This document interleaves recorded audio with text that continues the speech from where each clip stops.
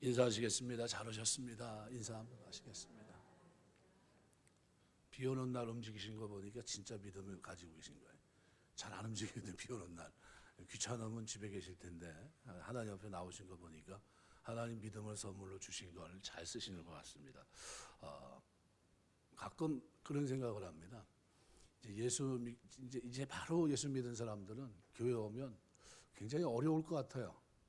왜냐하면 영어도 잘 모르겠고 이게 다 아는 걸 전제로 해서 이게 복음을 전하다 보니까요, 굉장히 힘들겠다는 생각을 가질 때가 있어요. 그래서 아무래도 우리 좀 초신자들을 위해서는 한번 이제 하려고 합니다. 제가 따로 이제 모아서 이제 그분들한테는 기독교의 기본적인 진리들을 이제 하나하나 설명하면서 할 기회가 있을 겁니다. 그 가운데 하나가 오늘 본문에 기록이 되어 있는 화목이란 단어입니다. 이것이 이루어지기까지의 일들인데요. 그래서 오늘 저는 화목에 초점을 두고서 예수 안에 있는 모든 충만함, 은혜 위에 은혜가 넘쳤던 그 충만함, 이 충만함이 어떻게 화목제물 되신 그리스도를 통해서 우리에게 이루어졌고, 이것이 이루어진 사람들의 삶에는 어떤 모양을 가지고 이 땅을 살아내는지, 이 부분을 설명하면서 은혜를 나누려고 합니다. 오늘 본문의 19절에 아버지께서는 모든 충만으로 예수 안에 거하게 하셨다. 프레로마라는 이 충만은 물이 잔에 흘러 넘치도록 부족함이 없는 그런 상태입니다. 부족함이 없는데 전혀 부족함이 없는 상태예요. 그래서 인간에게 필요한 모든 것을 공급하는데 부족함이 없는 하나님의 충만을 나타내는 신학적인 용어로 쓰입니다. 충만. 그래서 술 취하지 말라 이는 방탕한 것인지 오직 성령의 충만함을 받으라, 이렇게 얘기해요. 이 충만이라는 단어는 하나님이 공급해 줄 수 있는 겁니다. 이 충만은 오늘 본문에서는 예수 그리스도의 탁월성을 표현할 때 이 단어를 쓰고 있습니다. 당시 이단들은 구원 얻는데 예수 그리스도만으로는 부족하지 않지 않느냐, 거기에 좀 더하는 것이 있어야 되지 않겠느냐 해서 주장하는 것이 금욕주의, 일주일에 한 번은 금식을 하고 이런 1년의 내용들이죠. 또 하나는 율법주의. 내가 율법을, 유대인들은 특별히 613가지 율법을 365개 248가지로 해서 어떻게 지키지 말아야 될 것, 버려야 될 것을 구분해 살았거든요. 율법. 그 다음에 천사를 숭배하는 숭배. 이 세 가지를 그들은 주장했는데 바울은 그렇지 않다는 거예요. 오직 이단들의 이러한 주장에 맞서서 충만이라는 단어를 통해 구원받고 신앙생활하는 데 있어서 그리스도께서 행하신 그분의 모든 사역을 믿는 믿음 안에서 그분이 우리에게 공급하는 이 충만은 완벽하다는 거예요. 더하거나 빼거나 할 수 없고 그리스도의 피를 통해 얻게 된 이 속죄는 말 그대로 우리에게 완벽하다는 겁니다. 그래서 오늘 본문은 19절에 이렇게 말합니다. 모든 충만으로 예수 안에 거하게 하시고, 거하게 했다는 것은 하나님의 충만하심, 권능, 영광, 지혜가 그리스도 안에 가득 차 있고 계속 머무르고 있는 상태를 얘기합니다. 일시적으로 우리가 나그네처럼 숙박하고 나가는 것을 파이에케오라는 단어를 쓰는데 여기서는 카토이케오라는 단어를 썼습니다. 한 장소에 영원히 거주한다는 거예요. 예수 안에 이 충만이 영원히 있다는 겁니다. 그리스도 안에 충만함은 잠깐 머무르다가 사라지는 신적인 능력이 아니라 그리스도 자신이 가지고 있는 영구한 성격적인 것이라는 게, 그 안에 하나님의 은혜가 무한대로 공급될 수 있는 충만입니다. 그리스도 안에 이러한 충만은 모든 성도들에게 충만한 만족과 충만한 기쁨, 충만한 즐거움을 줄 수 있는 신령한 충만이라는 것을 분명히 말씀합니다. 그래서 골로새 2장 9절 10절은 이렇게 표현합니다. 그 안에서 신성의 모든 충만이 육체로 거하시고 너희도 그 안에 충만해졌으니 그는 모든 통치자와 권세 머리시라. 예수 그리스도를 이렇게 표현합니다. 그 충만으로 육체에 거하시고 너희도 그 안에 충만해졌다. 어떻게 공급했기 때문에 충만해진 거죠. 그분이 행하신 일을 믿음으로 화목제물 되신 그리스도를 통해서 우리가 하나님 앞에 충만하게 된 겁니다. 그래서 요한복음 1장 16절은 이렇게 표현합니다. 우리가 다 그의 충만한 데서 받으니 은혜 위에 은혜더라. 오늘 19절은 아버지께서 모든 충만으로 예수 안에 거하게 하셨다는 겁니다. 우리가 살아가면서 그리스도 안에 모든 것이 있어요. 충만하신 그분은 우리에게 얼마든지 공급할 능력이 있습니다. 주께 구하게 되시길 주의 이름으로 축원합니다. 성령 충만을 구하게 되시길 주의 이름으로 축원합니다. 그 충만이 어떻게 해요? 은혜 위에 은혜입니다. 하나님이 그 충만하신 그분이 거기서 어떻게 해요? 영구히 그 속에 하나님의 신적인 능력이 그 속에 머무르면서 어떻게 해요? 구하는 자에게 충만히 채워주실 수 있는 그런 프로그램이 넘칩니다. 계속 넘쳐요. 샘솟습니다. 샘솟에. 이것이 예수님이 가졌던 충만이에요. 하나님의 충만으로 예수는 사람으로서도 충만하셨고요. 죄만 없을 뿐이지 완전한 사람입니다. 성도는 하나님이 구주 예수 안에 모든 충만을 넣어주셨고 예수를 통해 이 땅에 사는 동안 필요한 모든 것을 충만히 채워주실 것이라는 믿음을 가지고 이 땅을 살아야 됩니다. 이 충만하게 되는 역사가 믿음으로 말미암아 주의 은혜 안에서 가능한 줄 믿습니다. 그래서 우리가 늘 기도하면서 하나님 앞에 이 충만을 구해야 됩니다. 두 번째는 오늘 그의 십자가의 피로 화평을 이루사 만물 곧 땅에 있는 것들이라 하늘에 있는 것들이 그로 말미암아 자기와 화목하게 되기를 기뻐하셨다. 화평이란 말은 화평을 이루셨다고 했는데 화평을 만들었다는 겁니다. 만들었는데 이 화평을 만든 목적이 뭡니까? 화목해 하시는 거예요. 화목. 여기 화목이란 이 단어를 보통 카탈라소라는 단어를 쓰는데요. 여기는 아포카탈로스라는 단어가 썼어요. 이거 아포라는 이 단어는 완전한 화목을 얘기합니다. 완전한 화목. 이게 요즘으로 말하면 뭐 더 이상 필요 없는 이것으로서 단회적으로 끝나는 이걸 설명을 드리려고 합니다. 왜냐하면요, 이것이 너무나 중요하기 때문에 그래요.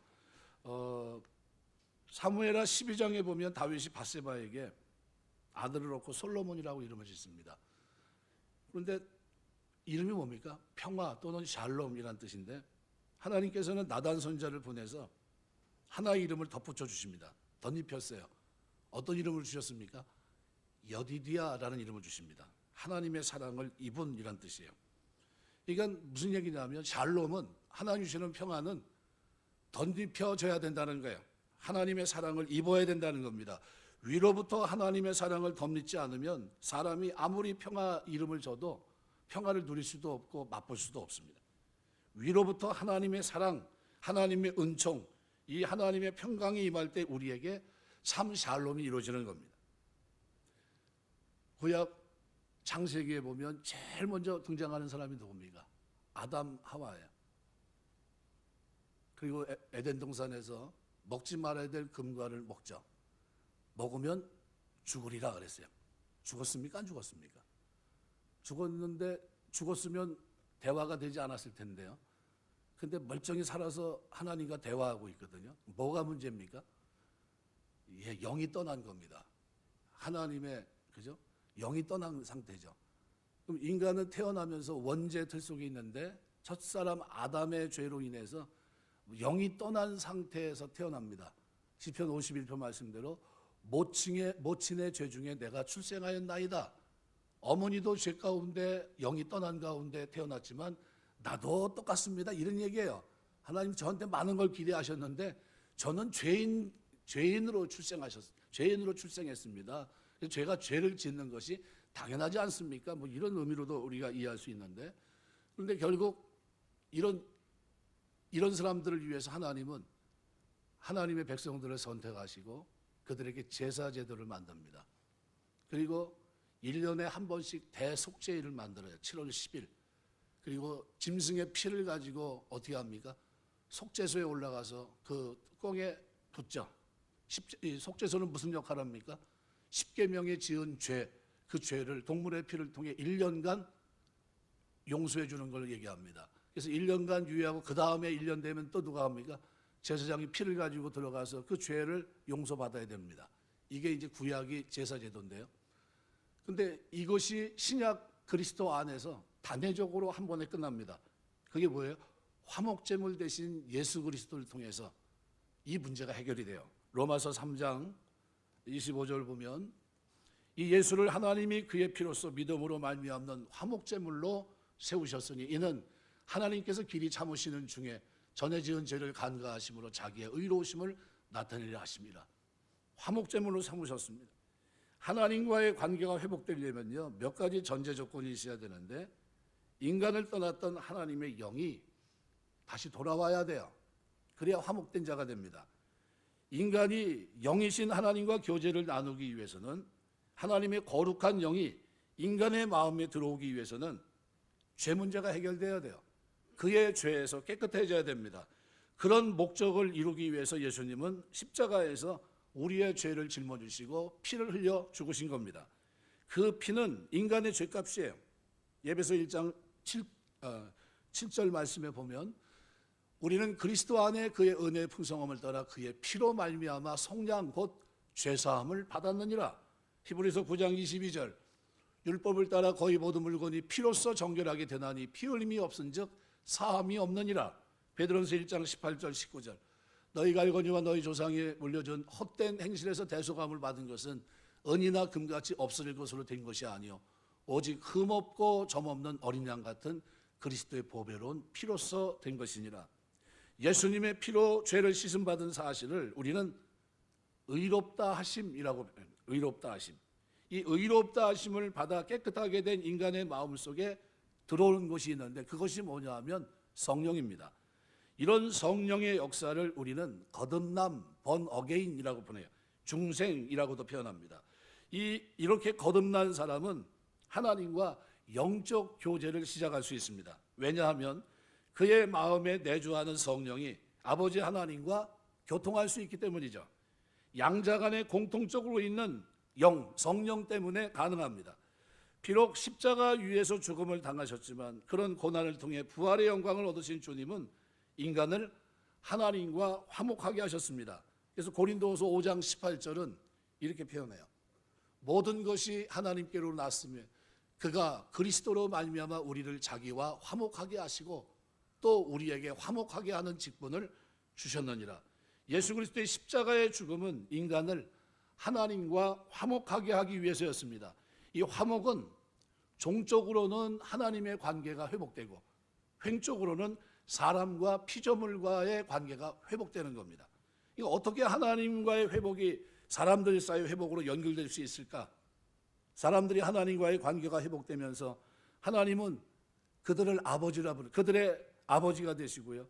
그들은 하나님의 자녀가 됩니다. 갈라디아서 3장 26절 보시면 너희가 다 믿음으로 말미암아 그리스도 예수 안에서 하나님의 아들이 되었으니, 우리가 하나님의 아들이 됩니다. 자녀가 된 걸 어떻게 그럼 알 수 있습니까? 성령이 내 안에 내주하시는 이것이 가능한 겁니다. 인간이 거듭날 때 성령이 그의 마음 안에 들어오시게 되는데 그런 현상을 아까 뭐라고 번 어게인, 중생, 거듭남, 또 하나 이름이 있습니다. 양자라고 합니다. 양자. 그래서 로마서 8장 15절 보면 이렇게 표현합니다. 너희는 다시 무서워하는 종의 영을 받지 아니하고 양자의 영을 받았으므로 우리가 아빠 아버지라고 부르짖느니라 이렇게 얘기해요. 이것은 아빠 아버지는 누굴 말합니까? 하나님입니다.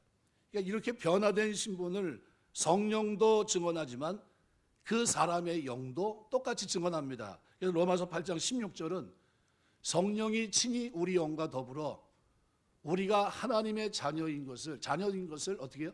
증언하신다 그랬어요. 달리 표현하면 사람의 마음속에 들어온 성령은 사람의 영, 곧 그 사람의 마음과 더불어 그가 죄를 용서받고 하나님의 자녀가 되었다는 신비로운 사실을 증언한다 이런 얘기입니다. 그러니까 이런 증언을 소유한 모든 사람들은 하나님을 아버지라 부르고 그들은 하나님의 자녀입니다. 같은 하나님을 아버지로 보신 형제 자매예요. 같이 얘기하다 보니까 우리 전에는 저희 형제는 5남매인데 권사님 얘기하니까 우리는 10남매예요 그러더라고요. 10남매. 또 뭐 많이 전에는 많이 났잖아요. 요즘은 다 보면 하나 아니면 많아야 둘도 안 나는 것 같아요. 거의 하나. 이제 보통 그런데 전에는 보통 어때요? 저희는 5입니다. 5은 그때 당시에는 보편적인 숫자입니다. 5. 다 그 정도 났었습니다. 지금 그렇게 낳는 데가 전 세계에서 어디가 그러냐면요. 아프리카가 그렇습니다. 아프리카. 그래서 미래의 소망이 어디냐면 아프리카에 있다 그렇게 얘기해요.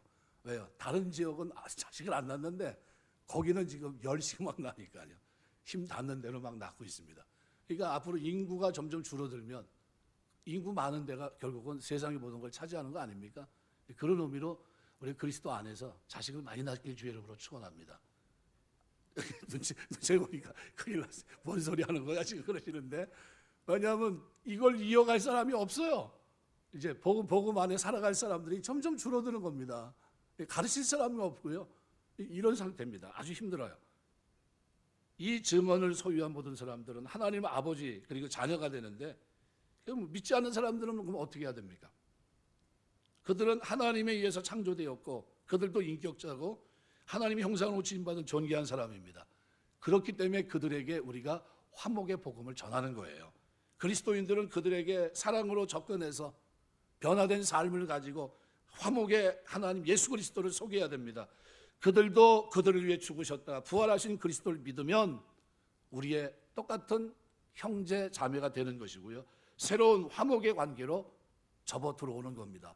그러니까 이것을 그래서 복음을 전하는 거예요. 그래서 바울은 이 복음을 전하는 일에 그래서 목숨을 걸었던 겁니다.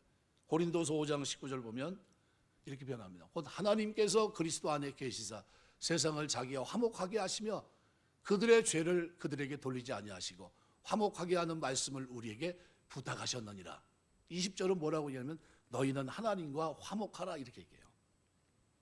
하나님과 화목하시길 주 이름으로 축원합니다. 이게 결과예요.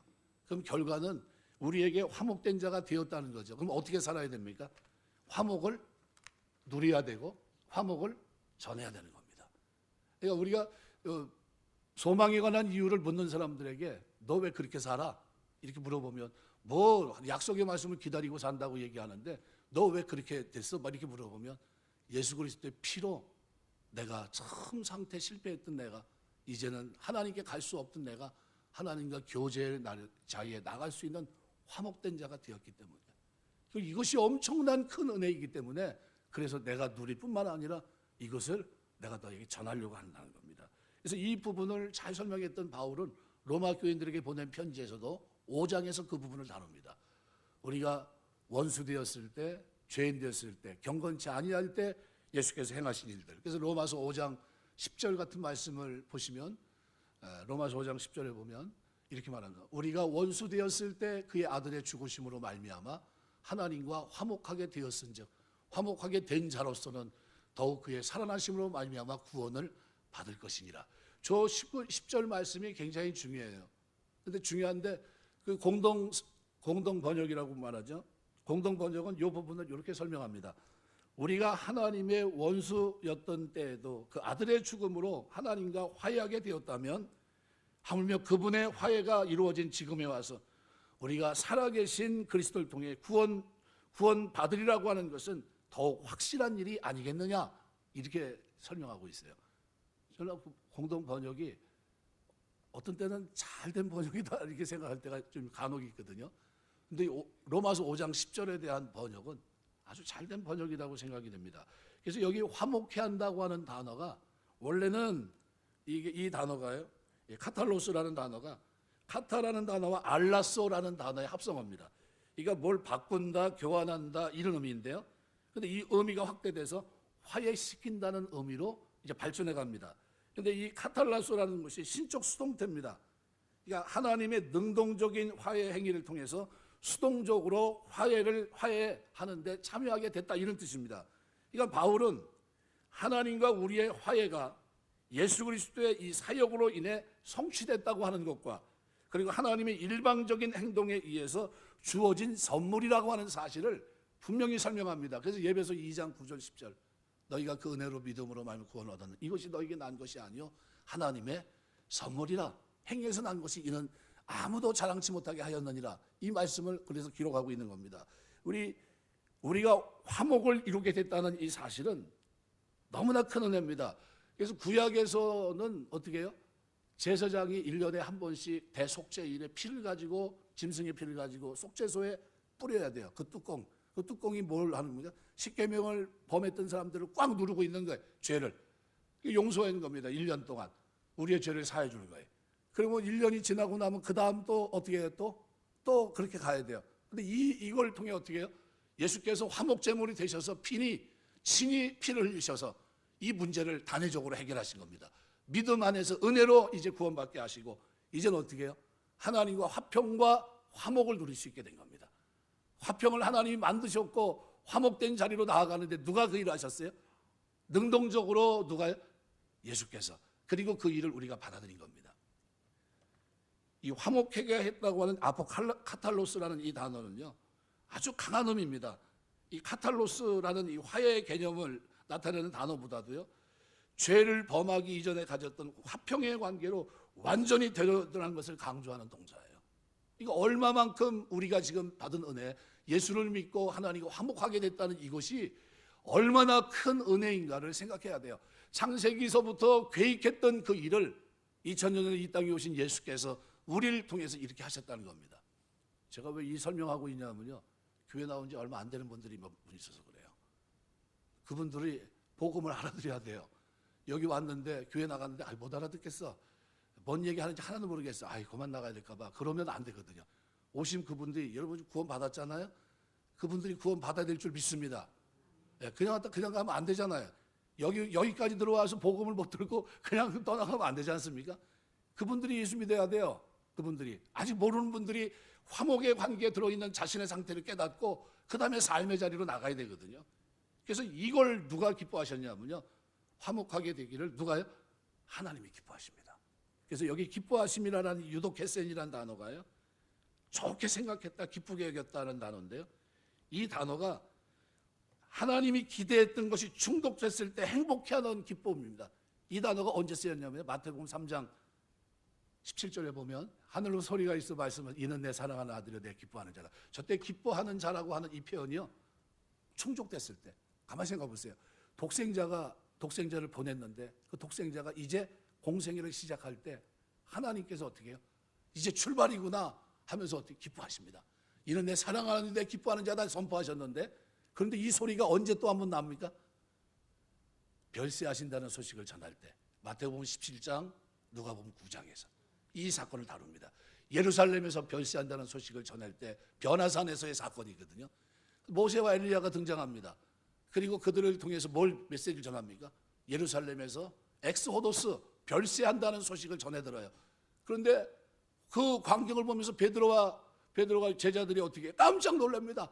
그리고 뭐라요? 주여 여기가 좋사오니 여기다 초막셋을 짓고 하나는 주를 위해, 하나는 모세를 위해, 하나는 엘리야를 위해 짓고 여기 있읍시다 얘기해요. 근데 하늘에서 음성이 나옵니다. 뭐라고요? 이는 내 사랑하는 이요 내 기뻐하는 자라. 너희는 저의 말을 들으라. 이렇게 얘기해요. 근데 그 기뻐한다는 표현을 그때도 쓰십니다. 이게 뭐예요? 충족된 기쁨이에요. 드디어 뭐예요? 공생애 때 하나님 출발할 때 기뻐하셨고 이제 십자가를 앞두고 있는 그때 주님께서 다시 한번 하나님께서 어떻게 해요? 음성으로 이는 내 사랑하는 아들이요 내 기뻐하는 자다. 너희는 저의 말을 들으라 하면서 또 선언하십니다. 이때 이 기쁨이 여기서 표현하는 유도케센이라는 단어예요. 그리고 주님은 십자가를 지러 가십니다. 이 기쁨을 얘기할 때 또 한 사람이 등장하는데 누구입니까? 갈라디아서 1장 15절 16절 사도 바울이에요. 그러나 내 어머니의 태로부터 나를 택정하시고 은혜로 나를 부르시니까 그의 아들을 이방에 전하기 위해서 그를 내 속에 나타내기를 어떻게 했다고요? 기뻐하실 때 내가 곧 혈육과 의논하지 않고 이 기뻐하셨다는 하나님이 나를 부르신 것, 그저 나를 택하시고 은혜로 부르신 것, 이걸 어떻게 해요? 이방에 전하기 위해서 내 속에 나타내신 것, 이거를 하나님이 어떻게 기뻐하셨다는 거예요. 바울은 이것을 뭐와 비교하고 있는 겁니까? 예수 그리스도께서 이 땅에 오셔서 세례받는 것과 별세하신다는 소식을 들었을 때의 기쁨, 그죠? 이 기쁨과 비교하면서 자신이 하나님 앞에 이 길을 걸어갈 때 하나님이 얼마나 기뻐하시는가, 이걸 표현한 겁니다. 그래서 그 다음 절은 뭐라고 됐습니까? 내가 사람을 기쁘게 하려 하나님을 기쁘시게 하려. 내가 사람을 기쁘게 하는 자면 하나님의 종이 아니니라, 이렇게 얘기해요. 우리가 하나님의 종으로 이 땅을 삽니다. 하나님의 기쁨이 여러분의 기쁨이에요. 하나님은 오늘 우리가 어떻게 해요? 화목된 자가 되기를 기뻐하세요. 이 소식을, 이걸 어떻게 해요? 이루기 위해서 누가요? 하나님이신 성자 예수께서 이 땅에 오셔서 십자가 지신 겁니다. 피 흘려 죽으신 거에 단회적인 속죄로 그 문제를 해결하신 겁니다. 이게 얼마나 큰 은혜입니까? 이걸 하나님께서 우리에게 이루신 거예요. 인간이 범죄함으로 하나님과 원수되었을 때 하나님께서 인간과 화목하게 하기를 얼마나 바라셨는지를 보여줍니다. 이런 바람이 그리스도의 성육신과 십자가에서의 대속의 죽음을 가능하게 했던 겁니다. 아버지께서 나를 이 땅에 보냈는데 하나님은 나에게 기대한 것이 있는데 하나님의 기쁨을 이루어야 될 텐데 하면서 그 길을 갔던 것이 누굽니까? 예수 그리스도예요. 그리고 그 기쁨을 이루신 겁니다. 그리고 그 기쁨을 통해 그 앞에 오고 오는 시대 예수를 믿고 구원받을 그들을 하나님이 바라보시며 기뻐했던 겁니다. 그게 누굽니까? 이방인 가운데 구원받은 저와 여러분이에요. 하나님과 화목된 자가 된 여러분입니다. 얼마나 큰 은혜인지 몰라요. 이것으로 끝났습니까? 아니요. 오늘 본문은 한 가지를 더 얘기합니다. 한 걸음 더 나가서 전과 그리고 이제의 삶을 바꿔요. 구원받은 자, 구원받기 전과 구원받은 자의 삶을 다룹니다.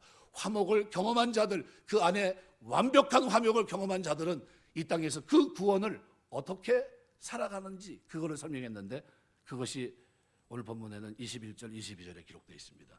전에 악한 행실로 멀리 떠나 마음으로 원수되었던 너희를. 마음으로 원수됐다는 게 뭡니까? 철천지 원수라는 거예요. 이렇게 마음으로 하나님을 대적했다는 거죠. 멀리 떠났다는 것은 죄인으로 하나님과 더불어 완전히 분리돼 철저히 소외되어 있는 인간의 모습이죠. 완전히 친분을 끊은 그런 모습이 멀리 떠나 악한 행실로 그렇게 되었던 에이미 동사입니다. 현재 분사 능동태예요. 그러니까 과거 한때만 그런 것이 아니라 그리스도를 믿기 이전에 모든 기간에 원수였다는 거예요. 마음으로 그리고 죄로 하나님 앞에 원수된 능동적인 의지로 그렇게 살아갔던 과거를 얘기하는 겁니다. 이게 누구예요? 예수 믿기 전, 화목되기 전에 우리가 그렇다는 거예요. 그런데 그런 우리를 이제는 어떻게 했습니까? 이제는 그 육체 죽음으로 말미암아 화목하게 하사. 이때 썼던 이 단어가 아포카탈로스예요. 완벽한 화목을 이뤘다는 거예요. 그리고 더 이상 뭐가 필요 없는 종교적인 행위를 통해 그게 아니라, 그런 거 전혀 필요 없는, 천사 숭배 필요 없고 다 필요 없다는 게 율법주의, 그것도 필요 없다는 겁니다. 그리스도의 피로 완벽한 화목을 이루셨다는 게, 이거를 설명하고 있는 겁니다. 그러면서 이 구원을 경험한 그들에게 22절은 이제는 그 육체로 말미암아 화목하게 하사 너희를 어떻게 해요? 거룩하고 흠없고 책망할 것이 없는 자로 그 앞에 세우고자 했다. 누구 앞에요? 하나님과 화목됐는데 이제 그 앞에 설 수 있는 자가 됩니다. 에덴 동산에 처음 죄를 졌는데 어떻게 했습니까? 아담아 아담아 내가 어디 있느냐 그랬더니 내가 벗었으므로 숨었나이다 하면서 두려워 떨고 있었습니다. 그랬던 그가 이제는 하나님과 예수 그리스도의 피로 인해서 어떻게 죄 문제가 완벽히 해결되고 이제는 하나님 앞에 나아가는데 어떤 모습입니까? 하나님 앞에 설 수 있는 존재가 된 거예요. 근데 어떤 모습으로 살아가야 하나님 앞에 설 수 있을까요? 오늘 본문에는 그렇게 표현합니다. 거룩하고 흠없고 책망할 것이 없는 자로 그 앞에 세우고자 하셨다. 하나님은 우리를 곁에 두고 싶어 하세요. 가까이. 하나님은 여기 파리스템이라는 말은요, 옆에 둔다는 뜻입니다. 심판대 성도들이 부끄러움, 두려움 없이 하나님 앞에 서게 될 것을 1차적으로 얘기한 겁니다. 2차적으로는 그리스도인들이 매일의 삶에서 하나님이 받으실 만한 영적 예배, 산제사로 드려야 된다는 사실을 현재적인 의미가 있다는 거예요. 날마다의 삶에서 어떻게 살 것인가, 거룩한 산제물이 되어야 된다는 거죠. 그래서 여기 제일 먼저 나온 게 뭡니까? 거룩하고, 하기오스라는 말은 하나님께 성별된, 봉헌된 이런 뜻입니다. 하나님께 바쳐진 거룩한 산제물. 구약의 번제를 드리면요, 사지를 배를 갈라서 내장이고 뭐 다 빼내고 사지를 다 잘라요. 그럼 뭡니까? 하나님께 드려지고 불로 태워져서 하나님께 드리는 게 번제입니다. 헌신의 뜻이죠. 이 모습을 로마서 12장 1절 2절이 표현하고 있는데요. 로마서 12장 거룩하고, 거기 보면 그러므로 형제들아 내가 하나님의 모든 자비하심 너희를 권하노니 너희 몸을 하나님이 기뻐하시는 무슨 제물이요? 거룩한 산제물로 드리라. 산제물이 뭐예요? 거룩한 산제물, 흠이 없는 제물이에요. 이 제물로 드리라. 이는 너희의 드릴 영적 예배다. 이것이 구원받은 자가 드려야 될 영적 예배예요. 2절은 이렇게 표현합니다. 이 세대를 본받지 말고 오직 마음을 새롭게 함으로 변화를 받아 하나님이 선하시고 기뻐하시고 온전하신 뜻이 무엇인지 분별하도록 하라. 이렇게 얘기해요. 그러니까 우리가 드려야 될 거룩한 산 제사가 돼야 된다는 겁니다. 이게 어떻게 살아야 될 것인가를 보여준 겁니다. 구원받고 대충 살면 안 되는 겁니다. 9988 얘기해요. 99세까지 팔팔하게 살다가 일주일 남겨놓고 회개하고 난 천국 갈 거라고 얘기하는 거는 자기 프로그램이에요. 그거는 있을 수도 없고 그렇게 되지도 않아요. 회개할 기회가 자격이 있을까요? 천만에요. 하나님은 구원받고 난 후 두렵고 떨림으로 내 구원을 이루라 얘기한 그대로요. 그 사람들의 삶에는 뭐가 있습니까? 이것이 어떻게 주어진 구원인데 하나님이 나를 화목하게 하시고 그 앞에 세우기 위해 독생자까지 희생시키면서 죽기까지 순종하면서 이루신 이 구원인데 이 구원을 등한히 여길까요? 천만에요. 이 구원을 이루기 위해서 어떻게 살아갑니까? 적극적으로 영적 예배를 드립니다. 거룩한 산제사로. 그리고 흠없고 아모모스란 말은요, 정결 예식을 구약에서 유대인들의 정결 예식을 묘사할 때 썼던 단어입니다. 하나님께 바쳐지는 일체 흠이 없는 최고의 제물, 이게 흠 없는 겁니다. 흠이 없는 것. 그 다음에 책망할 것이 없는 아넨클레토스라는 말은요, 어떤 일에 결점이나 비난이나 문책 같은 거 받을 것이 없는 상태로 비난받을 만한 죄가 없는 상태. 제가 그래서 이걸 설명하면서 요한계시록 2장 3장을 얘기했어요. 7교회 그리스도께서 책망하는 장면이 나옵니다. 예배설교를 향해서 네가 처음 사랑을 버렸도다 회개하라 하면서 얘기하거든요. 그게 뭡니까? 책망이에요. 책망. 그러니까 책망이라는 단어, 그러니까 이 흠없고라는 단어보다요, 책망이라는 단어는요 몇 배가 강한 단어입니다. 이 흠이 없다고 해서 그치지 않고 책망할 것이 없는 온전한 제물, 거룩하고 흠없고 온전한 제물로 그 사람이 누구 앞에 선다고요? 구원받은 자로 하나님 앞에 살다 서는 걸 얘기하는 겁니다. 그러니까 바울은 이 단어를 그래서 집사, 장로, 모든 성도를 세울 때마다 씁니다. 디모데후서 3장 10절. 이 사람들은 먼저 시험해보고 그 이후에 뭐가 없으며 책망할 것이 없으면 집사의 직분을 맡게 할 것이요. 그러니까 바깥에서 욕을 그냥 먹고 있는 사람을 집사로 세우면 됩니까? 안 됩니까? 안 된다는 거예요. 책망받을 것이 있다면, 손가락질 받고 있다면 세우지 말아라 이 얘기입니다. 디도서 1장 6절 7절. 책망할 것이 없고 하나님의 남편이며 방탕한 비난을 받거나 불순종하는 일이 없는 믿는 자녀를 둔 자라 할지니라. 감독은 하나님의 청지기로 책망할 것이 없고 제 고집대로 하지 아니하며 급히 분내지 않고 술을 즐기지 아니하며 구태하지 아니하며 더러운 이득을 탐하지 아니하며. 책망받을 것이 없는 게 제일 앞에 나와요. 모든 그리스도인들은 하나님이 독생자를 주셔서 하나님과 화목되게 된 그 이면에 뭐가 있습니까? 거룩한 산제물로 흠없고 책망받을 것이 없는 자로 하나님 앞에 세우기 위한 하나님의 놀라운 기대감이 있는 거예요. 그렇게 될 것을 보면서 하나님 뭐 하셨습니까? 기뻐하신 거예요. 그래서 고린도서 1장 8절, 주께서 너희를 우리 주 예수 그리스도의 날에 책망할 것이 없는 자로 끝까지 견고하게 하시리라. 근데 고린도전서는 여러분 들여다보시면 알겠지만 책망받을 게 있어요, 없어요? 무슨 놈의 교회가 그렇게 책망받을 것이 많을 정도로 엉망진창인지 몰라요. 그런데 처음 서두에 딱 뭐라고 얘기합니까? 책망받을 것이 없는 자로 세우려고 한다 이렇게 얘기해요. 그러면 살아가면서 책망받을 일을 한다는 겁니까? 안 한다는 겁니까? 한다는 얘기죠. 구원받은 자로 살아가면서 하나님 앞에 거룩한 산제물 되시길 주의 이름으로 축원합니다. 그러니까 주께서 너희를 우리 주 예수 그리스도의 날에 책망할 것이 없는 자로 끝까지 견고하게 하시리라. 이게 목표예요. 이 세 가지 세계 형용사는 성도들이 하나님 앞에까지 서게 되는 그날까지 끊임없이 밟아가는 성화의 과정을 우리에게 설명하고 있는 겁니다. 그렇게 살아야 구원받는 겁니까? 이미 구원받았기 때문에 그렇게 사는 겁니까? 구원받았기 때문에. 한번 따라, 구원받았기에 나는 이렇게 산다. 네, 구원받았으니까요. 화목된 자가 되었기 때문에 이제 그 길을 걸어가요. 마땅히 내가 걸어갈 길인 줄 알고 이것이 하나님의 기쁨이기 때문에 독생자를 보내 주님이 기뻐하셨고 십자가 앞에 기뻐하신 것처럼 나를 부르신, 나를 택하신 그분이 내가 그 길을 걸어가는 그것을 기뻐하세요. 그리고 그 기쁨으로 내가 주님 앞에 설 때 우리 주님은, 우리 하나님은 가장 기뻐하시는 거예요. 그 기대치가 우리에게 있는 겁니다. 어떻게 사시겠습니까? 대충 그냥 때우듯이 살겠습니까? 아니면 두렵고 떨림으로 구원을 이루어야 됩니까? 하나님이 나에게 행하신 일이 너무나 커요. 이 큰 은혜를 뭐로 갚으시겠습니까? 그래서 교회에 오시면요, 초신자들이 이걸 좀 들어야 될 것 같더라고요. 이제 있으신 분들, 나 아무것도 모르겠어. 그래서 아무것도 모를 것 같아가지고 자세히 설명드린 겁니다. 기회가 될 겁니다. 이제 다시 불러서 모르는 분들을 이제 기독교 기본적인 진리들을 하나하나 이제 설명해 드릴 때가 있을 겁니다. 네, 그때 제가 이제 호출하면 그러면 응답하시기 바랍니다. 숨어버리지 말고 숨어요. 아이 저 됐습니다. 아이 저 바빠서요. 이러지 마시고요. 그때는 호출하면 꼭 오세요. 오셔가지고 내가 왜 믿어야 되는지, 왜 이렇게 살아야 되는지, 소망에 관한 이유를 묻는 사람들에게 분명히 대답할 말을 가지고 이 땅을 살아내야 됩니다. 말씀 맺겠습니다.